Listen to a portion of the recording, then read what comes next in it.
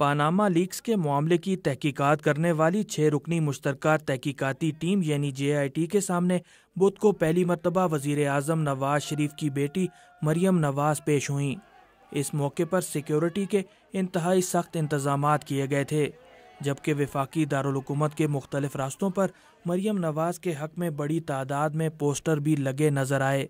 تقریباً 2 گھنٹے تک JIT کے سامنے پیشی کے بعد جب مریم نواز صحافیوں سے گفتگو کے لیے آئیں تو ان کے ہمراہ وزیر اعظم کے بیٹے حسن اور حسین نواز بھی تھے۔ مریم نواز کا کہنا تھا کہ سپریم کورٹ کے فیصلے میں ان کا نام شامل نہیں تھا، لیکن ان کے بقول وہ قانون کی پاسداری کے لیے تحقیقاتی عمل میں شامل ہوئیں اور تمام سوالات کے جوابات دیے۔ مجھے کائنڈلی یہ بتائیے کہ ہم پہ الزام کیا ہے،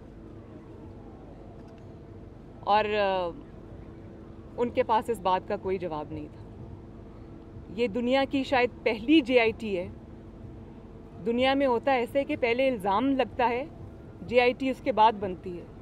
یہ پہلی JIT ہے جو پہلے بن گئی ہے اور وہ الزام ڈھونڈ رہی ہے کہ الزام کیا لگائیں ان کے اوپر۔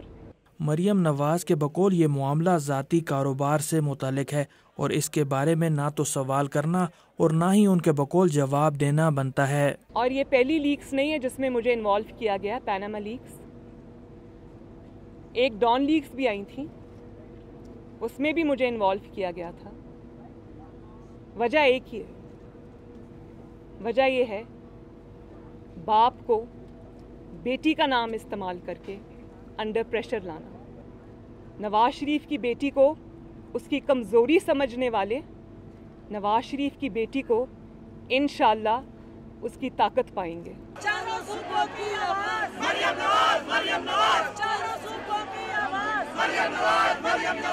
وزیر اعظم نواز شریف کی بیٹی مریم نواز کی JIT کے سامنے آج پہلی پیشی تھی۔ اس موقع پر سیکیورٹی کے انتہائی سخت انتظامات دیکھنے میں آئے۔ اگرچہ اس جگہ پر تو مسلم لیگ نون کے کارکن موجود نہیں ہیں، لیکن یہاں سے کچھ ہی فاصلے پر PMLN کے کارکنوں کی ایک بڑی تعداد موجود ہے۔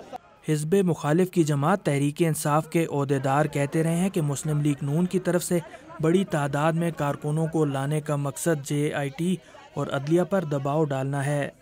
مریم نواز کی پیشی کے موقع پر جوڈیشل اکیڈمی سے کچھ فاصلے پر موجود مسلم لیگ نون کے کارکنوں میں شامل رفعت عباسی پر امید ہیں کہ اس معاملے میں فیصلہ ان کی جماعت کی قیادت کے حق میں آئے گا۔ جی بالکل، ہم لوگ عدلیہ کا احترام کرتے ہیں، بٹ ہم لوگ امید کرتے ہیں کہ عدلیہ بھی تمام ملک و قوم کی خواہشات کو مد نظر رکھتے ہوئے فیصلہ کرے گی، اور ہمیں امید ہے کہ انشاءاللہ وہ میاں صاحب کے حق میں فیصلہ دے گی۔ JIT کو اپنی رپورٹ 10 جولائی کو سپریم کورٹ کے 3 رکنی بینچ کے سامنے پیش کرنی ہے۔ حزب مخالف کی جماعت تحریک انصاف کے عہدیداروں کا دعویٰ ہے کہ جس انداز میں شریف خاندان اور ان کے حامی تحقیقاتی ٹیم پر تنقید کر رہے ہیں، اس سے اس بات کی غمازی ہوتی ہے کہ حکمران خاندان کے لیے مشکلات بڑھ رہی ہیں۔